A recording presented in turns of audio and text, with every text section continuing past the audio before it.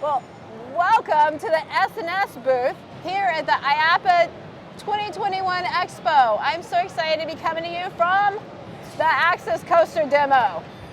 So, yeah, I mean, best coaster in the world, right? I mean, can't wait to ride it. Right. The seat's very comfortable. But I'm here with Preston Perkes, who is the Executive Director of Administration for S&S, and to give you a little insight into what's going on here. So, Preston, you brought the full-size Axis we this did year. it. Yeah. Yeah, 2 years ago, 2019, last time we were here, teased with some videos and things. But yeah, this year we decided to bring the production model of the Axis coaster. This is the vehicle that you will see on a ride, be able to get in yourself when we have the first Axis. Unlike our prototype, right? Everyone's seen the prototype. It's been running around our lot. But this is the actual design that we put out. Our engineers have completed, decided to build a first article and bring it here to show off this year. How exciting. Now, one thing I noticed right off the bat is this is on a 2-spine track and your video is a 3-spine. Is that for just the model on the floor, or is that something we can expect on the actual production?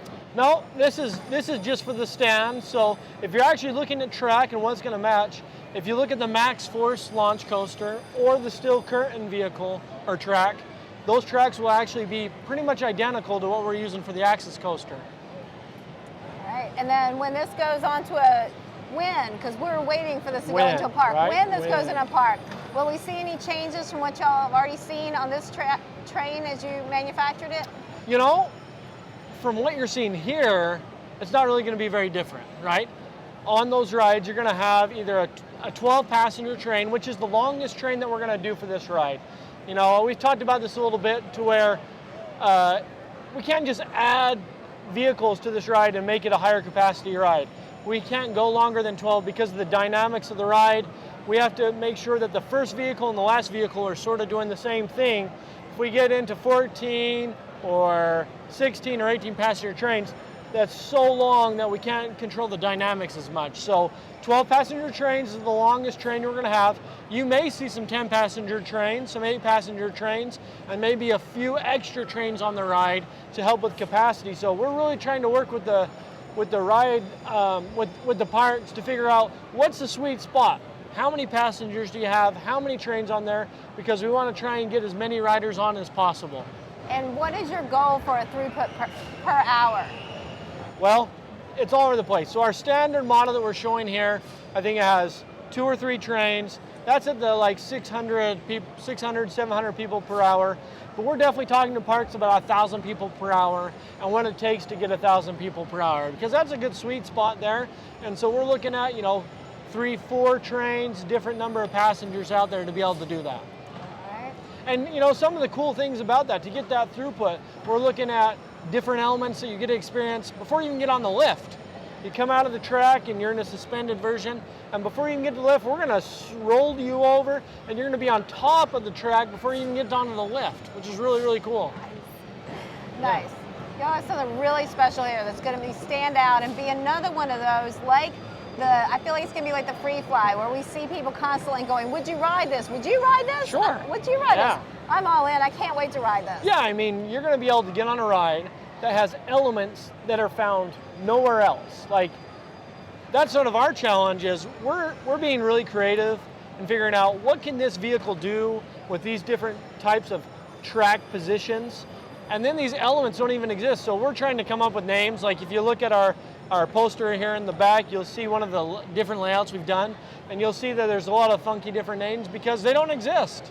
So that's what you get to experience on Axis is elements that don't exist that are on such a fluid and dynamic ride. That's really the best way to describe it is when people have ridden on the prototype, they're like, wow, that was like a suspended coaster and a flying coaster and a launch coaster all in once. And really that's what it is. It's an experience of all those different rides in a really, really fluid, dynamic ride.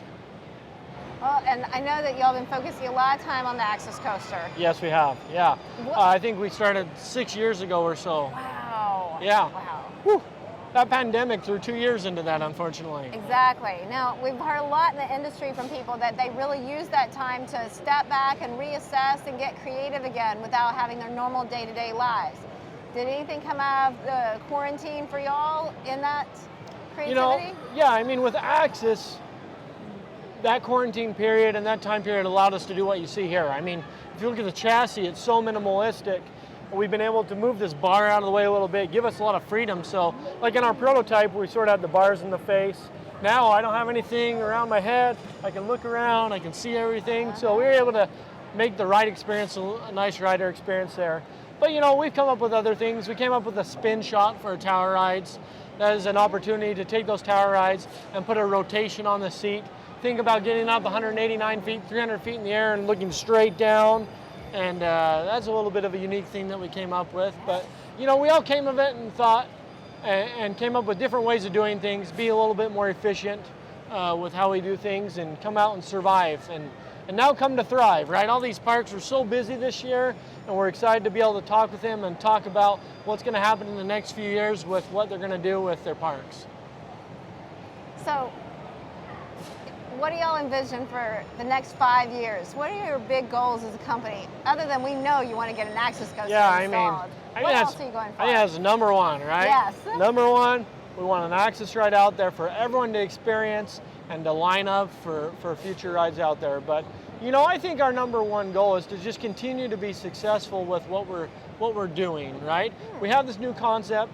We want to make sure that it goes well with all of our parks. You know, when we put in the first ride, we're going to be there, we're going to be checking it out, we're going to be right next to them and working on how's the ride operating, how's it being maintained, are there things working out as we planned, and then refine that. Because in the long run, we want these rides to be running as smooth as possible, to be successful for our customers, and so we're for sure going to be refining the Axis and what's happening there.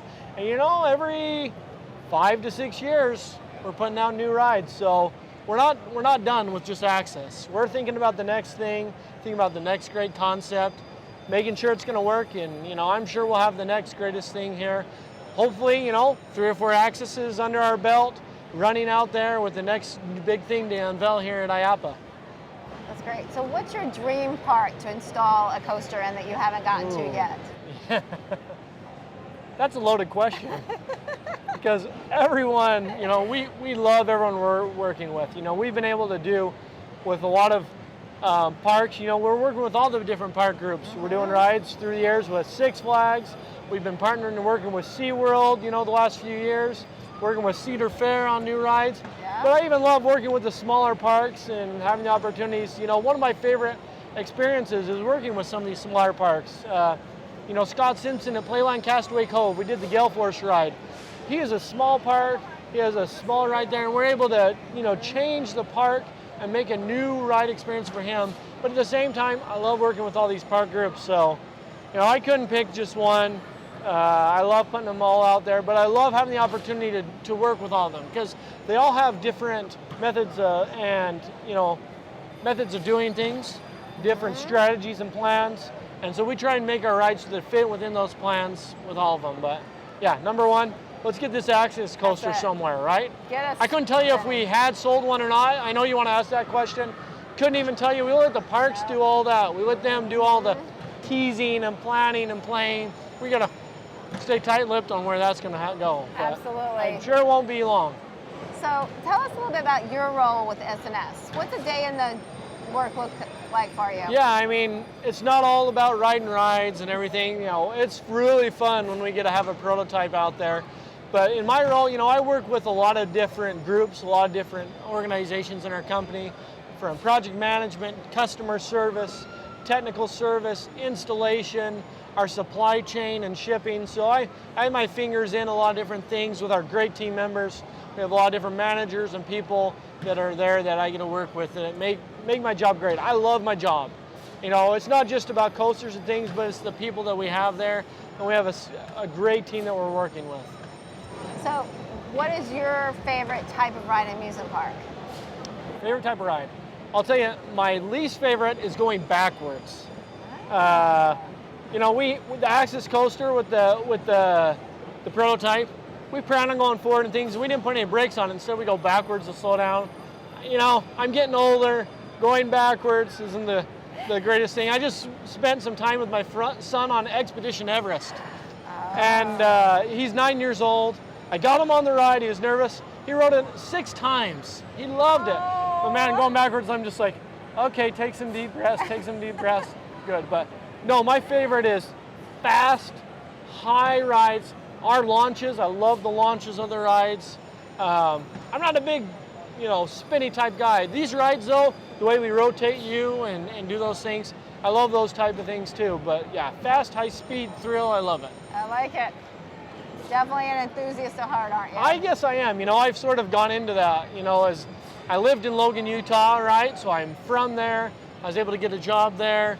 And I've definitely learned, I loved roller coasters before, but sort of converted me for sure into rides and what they are. I'm so excited about them, what we can able to do.